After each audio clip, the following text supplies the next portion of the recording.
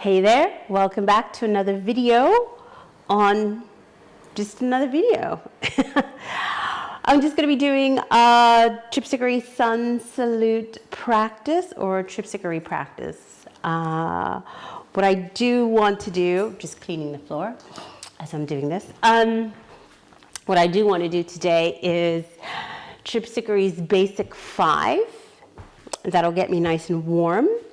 And then I'm gonna do, after the, I'm gonna do an inversion in the walking split. So on the way back up from the 3 steps in, once you get to the 3rd step, you inhale, leg up, exhale, take it over into an inversion of your choice. Inversions of your choice are headstand, pincha, handstand. Or you can even try a crow, I don't know. 5 breaths there, bring it down. Within the développé, we will do a kumbhaka and we will hold it just for a count of 1 in your head. So that's 4 kumbhakas for a count of 1 on the développé. And then after the walking splits, gonna keep it really mild, very simple. This is something, this practice I call the Edward Clark practice. We will do the mixed ultra and a conundrum. So if you don't know what the mixed ultra, the conundrum, or the Tripsichore basic 5 is, go ahead, check out my playlist. I explain it all there. And yeah, let's just go ahead and practice. And then afterwards we'll do kind of an extended girish, the girish that I've been doing lately that really kind of my body loves. All right, let's bring it into prayer. Exhale. We're going to link everything. It's a very short practice, so we'll link everything. Inhale, arms out to the side. So this is the first sun salutation called 1-1s. Inhale, high arch.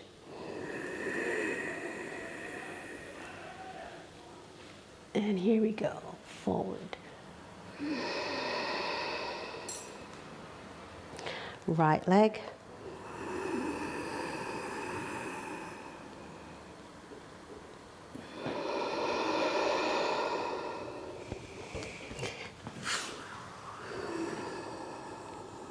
I love this practice.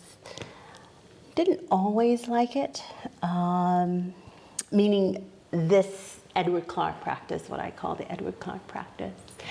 I call it the Edward Clark practice because when we were working together, this is the practice that he would always do. This is like the bare minimum.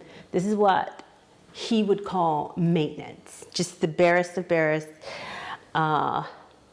It'll hit all the corners, if you know what I mean. And then everything else was a jump off point from here. And we did this practice quite often, like on days where we were exhausted, but we knew we had to do something, do some maintenance practice.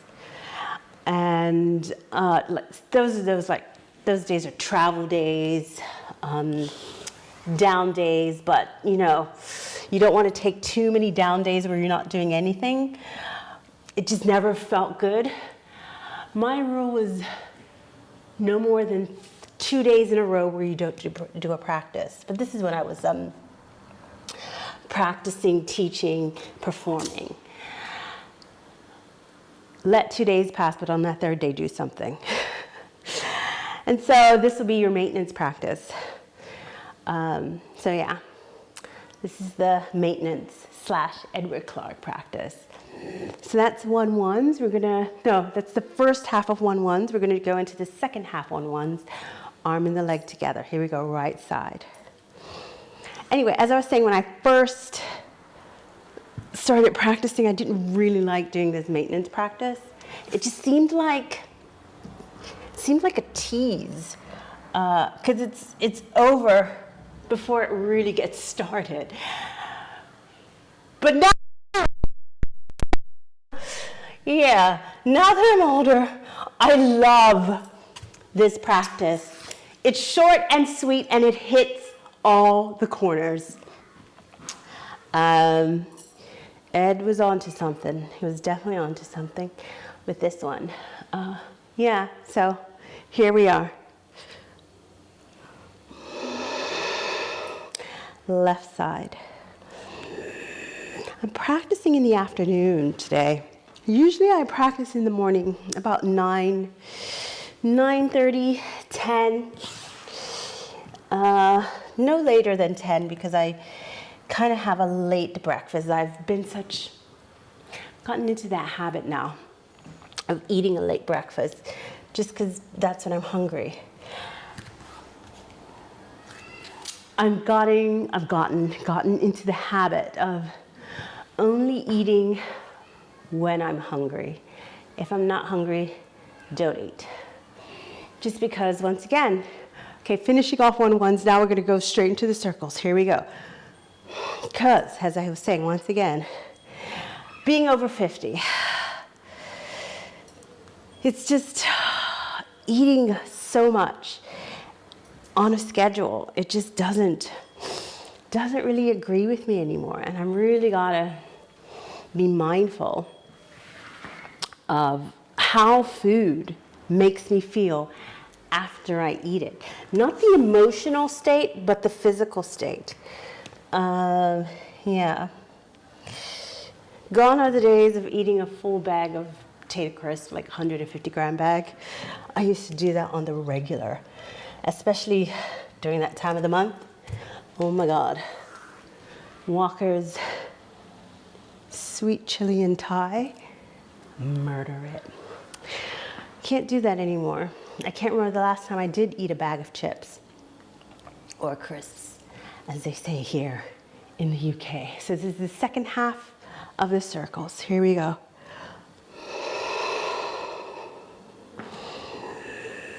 So anyway, I'm practicing in the afternoon, trying to get my sleep back. I'm gonna be honest, I've been trying to get my sleep back on track for about 2 to 3 years now. Seriously, last year I was committed. I was just like, I've got to get it back. This year, and I was in part successful.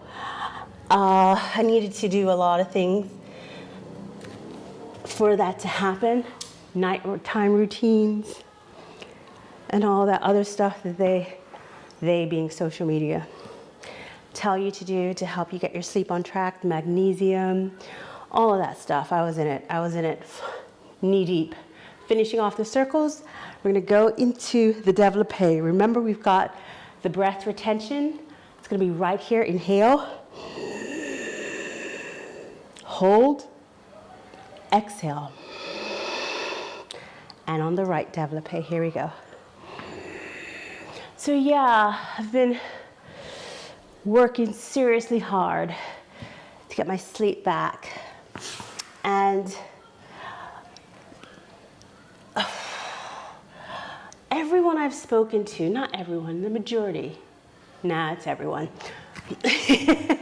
Every woman that I've spoken to who's in my situation, which is mid to late 50s, post-menopause, I've asked, does the sleep get better? And they're all of the same theory, comments, their own personal experience. Here we go, inhale, hold, exhale. And all of them are like, kind of. Doesn't get all the way back to what it was when you're in your 20s and 30s.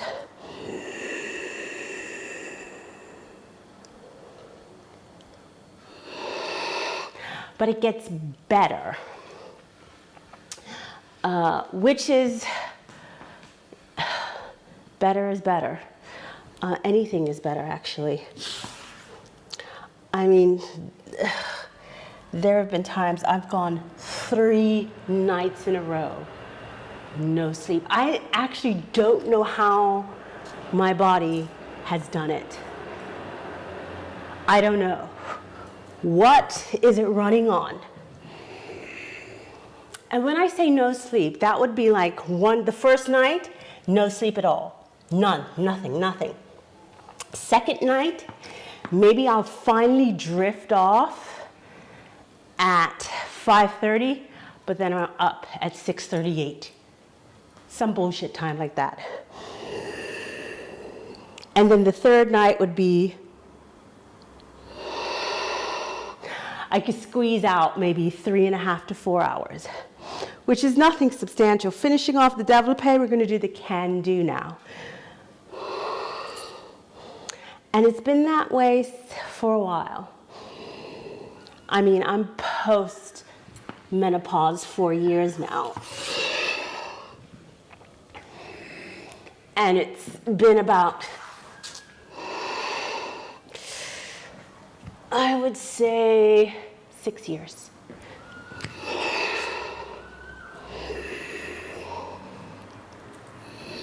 And I've tried everything but HRT. And I've heard great things about HRT, and I've heard meh things about HRT. Consistently, I've been told HRT will not solve all your problems. It won't put you back to your 30-year-old state. But it will help with some things. But then what you've got to do in junction with it is diet, exercise, and lifestyle, which is what I'm doing. And I have this theory, and I know it's flawed. If I got through puberty without medication, and I remember that was hard. That was fucking hard and long. I was a late bloomer. Like, I didn't start menstruating until I was 18 years old. And puberty started at 13. Finishing off the can-do, starting the walking split. Yeah. So my theory is, and this is just my personal theory, if I got through puberty without drugs, I can get through this madness without drugs. And that is what I'm holding on to. And I have to say, it's getting better. I don't know if it's getting better because I'm getting more sleep consistently. Rather than having one good night every 7 days, I'm having goodish sleep 6 days a week, and then maybe 1 day out of the week it's rubbish. So it's pretty consistent. I mean, to me, that's a win. So is it that because my sleep has gotten substantially better consistently, that's why a lot of my troubles have subsided? Okay, here's the 3 steps in to the inversion of your choice. I'm going to try handstand. It's the easiest thing, but it's also the hardest thing. And I'm just trying to keep my handstands in the card deck of what I can do. I feel like once I stop doing them consistently, they will be gone forever. Oh, God. To be honest, they're not even close to what they were before, but it's all right.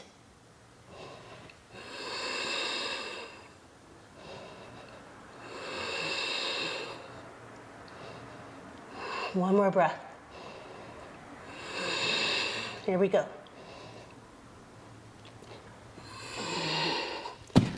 All right, one handstand down, 80 more to go. Okay, here's the second side of the walking split. Left leg. So yeah, what were my symptoms? Oh, I felt like they were everything in the book. Sudden onset depression. And it's kind of it was an interesting experience in that because it was so sudden, it suddenly came on me, and it was so deep and it was so dark and disabling, like physically disabling, like sink to the ground, lie down in bed and just cry depression. Because it was that kind of an experience, I had some kind of awareness that this isn't real. I'm not really depressed. This is hormonal. And then I sat there long enough and just wallowed in it and cried. What happened was, it would dissipate. And I could feel it. I could physically feel myself lifting, my mood lifting. And so that's almost not completely gone, but it's not as, it wasn't daily. It was definitely weekly, multiple times a week, but not daily. Here we go, second inversion.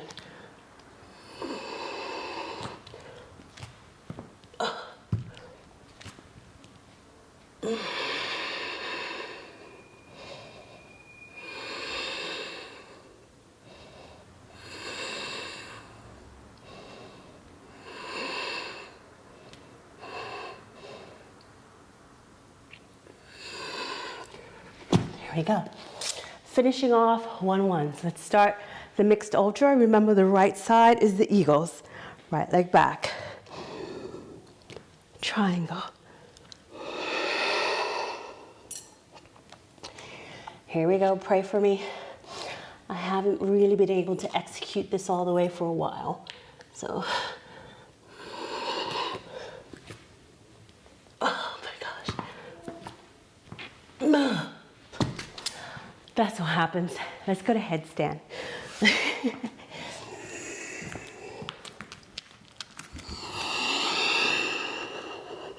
First eagle.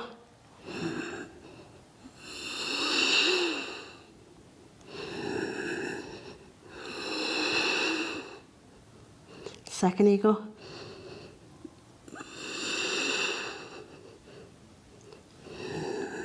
Here we go.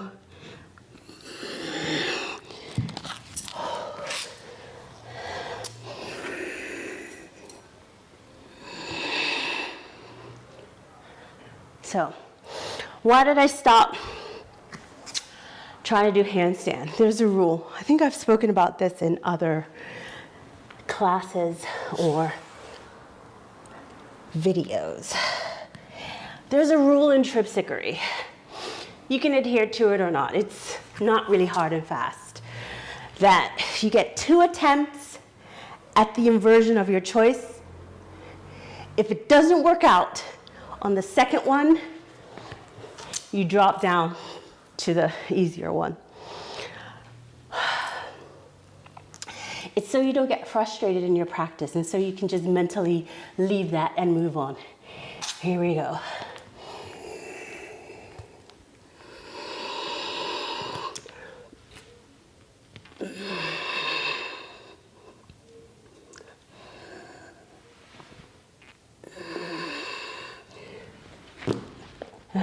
Got that one out.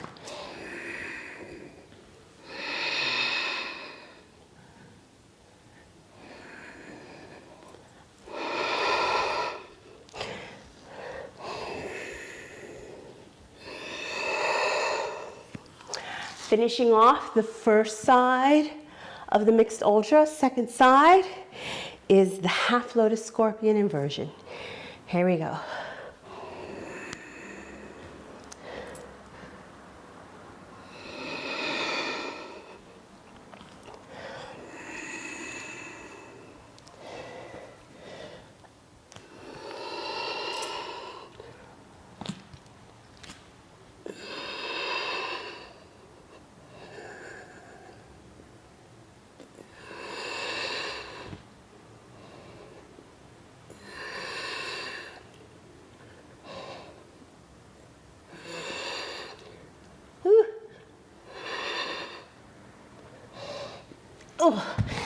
That was, barely got that done.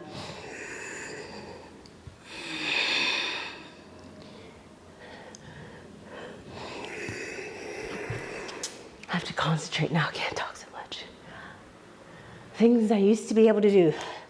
Practice and teach. Teach while I'm actually practicing.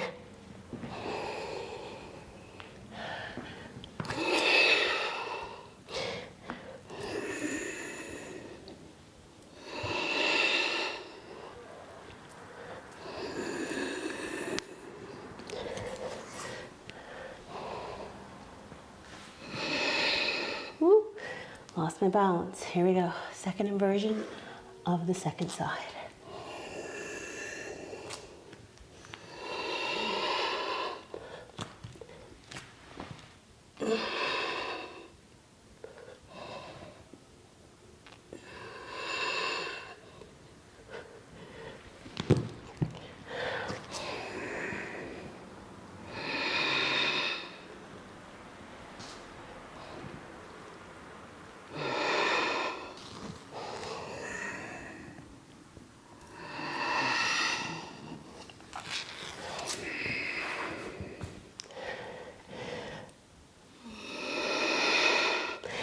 Okay, we are finishing off the mixed ultra. We're going to go straight into the conundrum. Stepping back for this so I don't go off camera.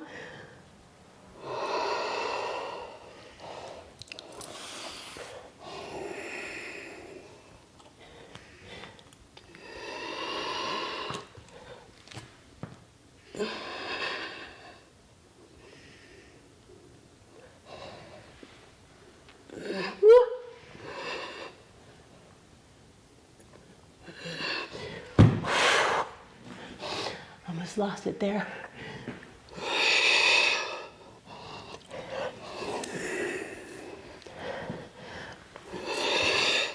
Once again, if you don't know these, go ahead, check out my playlist. I have playlists for each sun salutation, so there's different variations of it.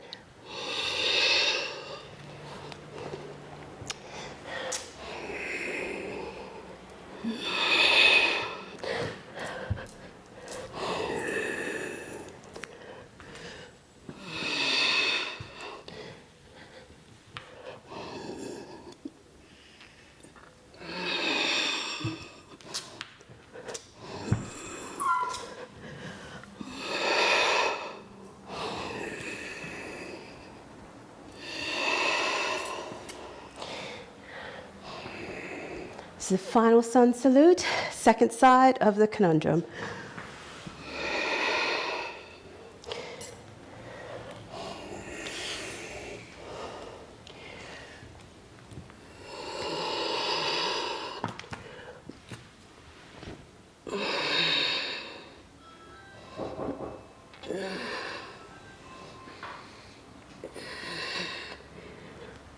Ooh, that felt kind of good. Like the old days. So, sweating here. That was another one of my, I can start talking now. The hard bits are over. Well, the inversion bits. And sweating. Am I really sweating because I'm working out, or is this just a hot flush? That's another menopause symptom that it's beyond daily, hourly. They too have gotten not better, but different.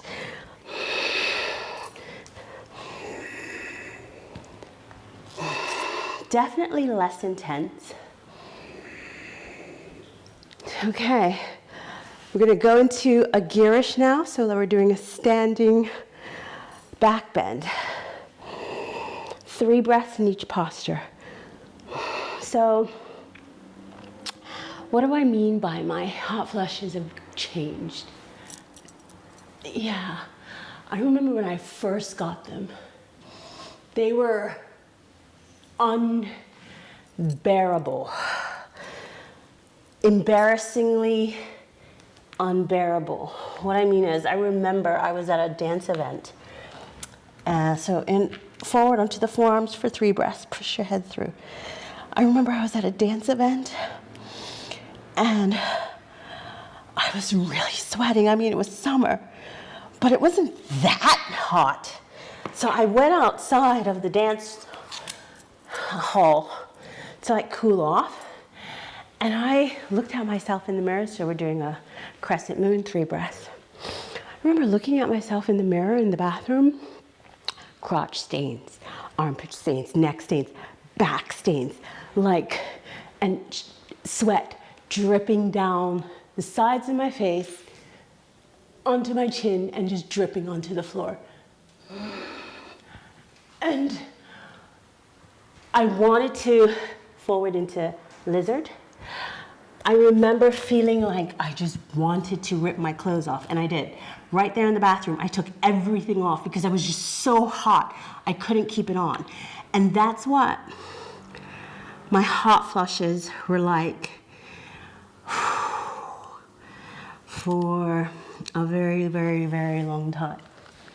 What I mean by a very long time is, okay, so I'm 54. I started getting hot flushes at 38, and I'm still getting them. And that's what they were like, that intensity for a good 10 years. Yeah. And then once I hit perimenopause, they kind of changed. And then, so this just happened. Yeah, so then the sleep really got bad at perimenopause. And it's been bad ever since, through menopause and now post. So the hot flushes, so yeah, that was one. Mahamudra, sorry. Let's take it out to the side. What else? The weight gain. So I know people who aren't athletic look at me and go, what the hell are you talking about? Shut the fuck up. What weight gain are you talking about? But if you knew me from before, and if you've seen pictures of me when I was with Tripsichore, let's twist this over the left leg. You can see the difference. It's a full. So I was like I averaged, this is in pounds, because that's how I always measured myself. I was averaging I had like a little window of weight. The lowest I would ever get is like 125, and the highest I would ever get is like 128. That's in pounds, like 125 to 128 pounds. If I got sick or anything, I could drop to 123, but that wasn't in no way normal. And yeah, and I was just pure muscle. And then that ended 2017, 9 years ago. I remember I got on the scale in the summer of 2017, and I was like 133. And I was like, how did that happen? I literally could not figure it out. And then within 2 weeks, I was 138. And I knew something was wrong, because I'm like, how did I gain 3 pounds in 14 days? And I'm still doing all this yoga, And I was not eating a lot, intentionally, because I was still performing at the time. And you're very conscious, because you're not really got down that much. And then I finally plateaued a few years ago at 145. So I've gained 20 pounds. That was one thing. It was just unstoppable. There was no stopping it. There was no stopping it. And then 4 years ago, 4 years ago is when I lost all my strength. And so I've lost a lot of muscle mass. A lot of muscle mass. Like dealing with the weight gain wasn't that bad because I was still strong. It was just I had to lift more. And I kind of thought, well, I'm lifting more, so I'm getting stronger. But then what I couldn't do, I just remember I lost my handstands completely. And I just thought my technique was off. I was like, oh, my technique is fucked. And I had shoulder pain and I had wrist pain. And I was like, oh God, it's that. And then I realized I just didn't have the strength because I got up into a handstand. I managed to get up one time. And it was,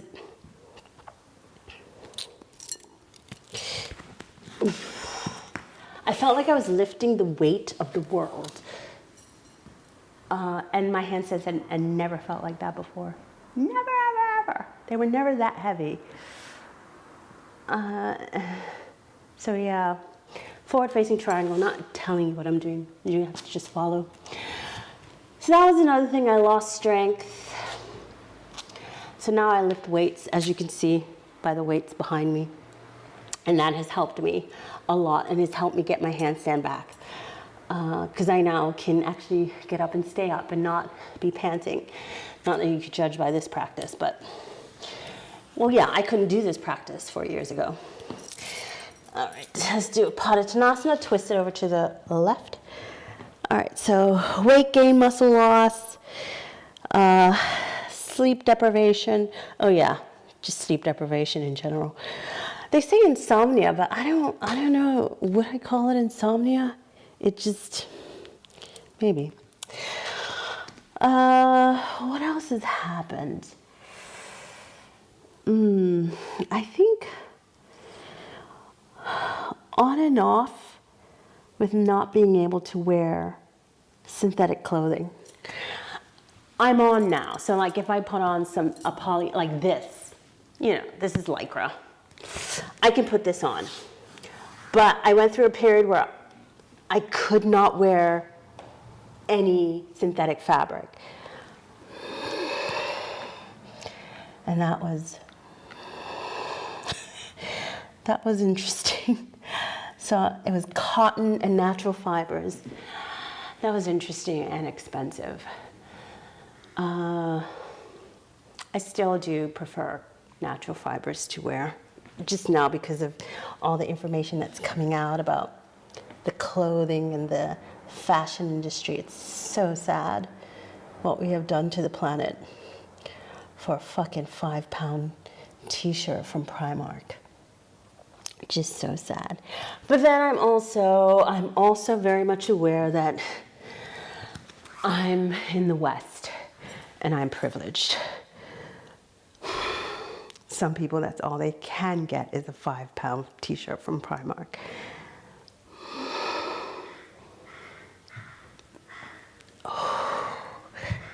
Anyway.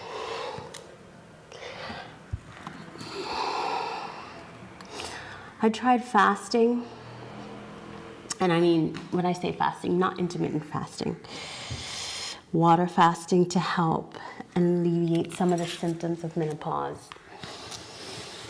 I found it didn't really. It did when you're on the fast because your body is so run down to base level. There's no food coming in, everything's just tanked. And your system goes into some sort of just survive mode. So your body temperature drops and your hot flushes disappear. And you just lose all energy, so you don't really move that much, and so therefore you sleep more because you're taking naps during the day and stuff like that. So you catch up on sleep, I guess.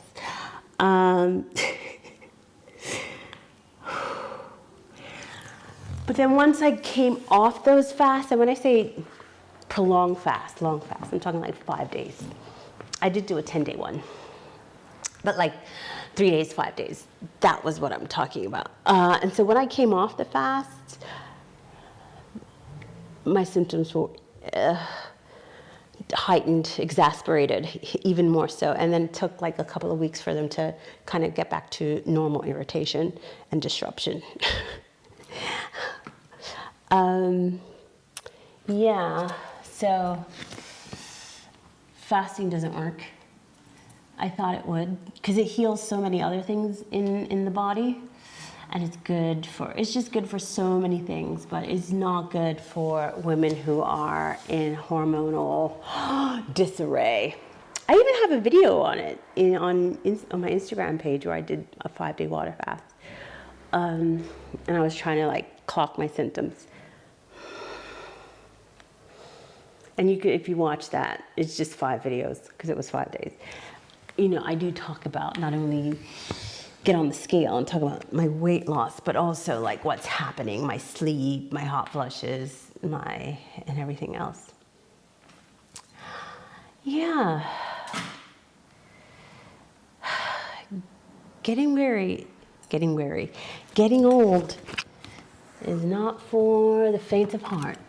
I'm going to tell you that.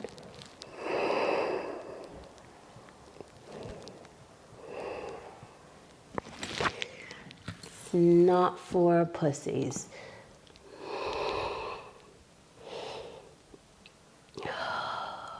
This feels so good on my back. All right, we're getting to the end of this business. All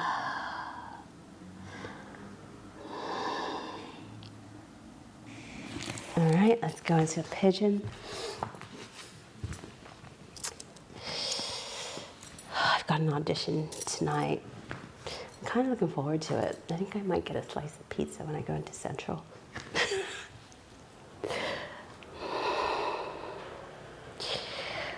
Whew. Things that have worked. Not eating past 6 p.m. I know, it's weird. But there, go figure. If I don't eat past 6 p.m., I sleep better.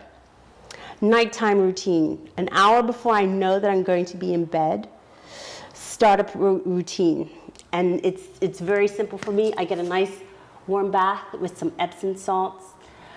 I do a facial, which is very minimal. I come out here, I do a nighttime stretch. And then I climb into bed. And at the beginning of the routine, all the lights go out as much as possible. Just small little lights around the house, keeping it very dark. Opening up the windows, keeping the room not cool, but cold. Cold. What else has helped? This is a hard one. No more caffeine. We're going to go into shoulder stand into halasana. No more caffeine. It's super hard, but once you do it, it's easy to maintain. And your body finds its own rhythm throughout the day of highs and lows, like a high energy, low energy, and you know when it's coming and you know when it's not coming. And because I'm not on caffeine anymore, I don't have that afternoon 3 p.m., 2 p.m. slump where you're like, I have to take a nap, because I always used to have that. So, and I don't even think I was over caffeinating. I just drank green tea. Now I use caffeine as a drug. What I mean is, if I've had a bad night and I've got to work in the morning, I'll do caffeine because I need to be functional. But that's the only time I use it now. All right, let's bring this down. God, this feels good in my back. Other things that have helped. Cutting down on my sugar. I used to have candy everywhere in the house and chocolate everywhere in the house. I lived off chocolate. It was a food group. Sometimes I would eat I'm not talking like a huge bar of chocolate, like 70 to 80% dark chocolate, a few squares, And because it was so satiating, I used to use that as like a meal substitute. Now I can't do that anymore. And that also was helpful with keeping my weight under control.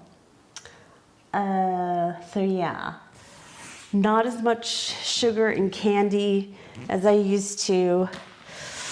And as a result, I can't remember the last time I had ice cream or a cake. I'm laughing because I love that stuff.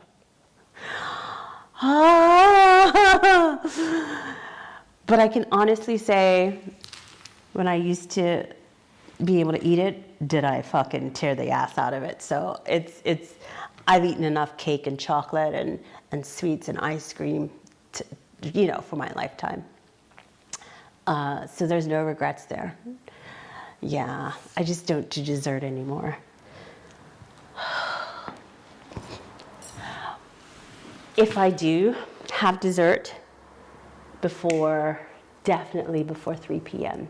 So if I do, like if I'm somewhere and we're like, oh, it's a birthday cake or something like that, I look at the clock. If it's like 2:30, I'll have a piece. Anything after 3, no way, no way, no way. Stimulants, I guess. Day drinking. That's helped me. Last little stretch here on the neck. Yeah, believe it or not, drinking alcohol at dinner fucks me up. Just kiss your sleep goodbye. However, if I have alcohol between no later than 1 p.m., so like have it with lunch or even like with a late breakfast, it actually helps my sleep, and I don't know how. And I've scienced it a bit, meaning I've done like a month where I had no alcohol, and then I've done a month where I've had one drink mid-morning between 11 and 1, and my sleep is better. Go figure. I hope you enjoyed this practice.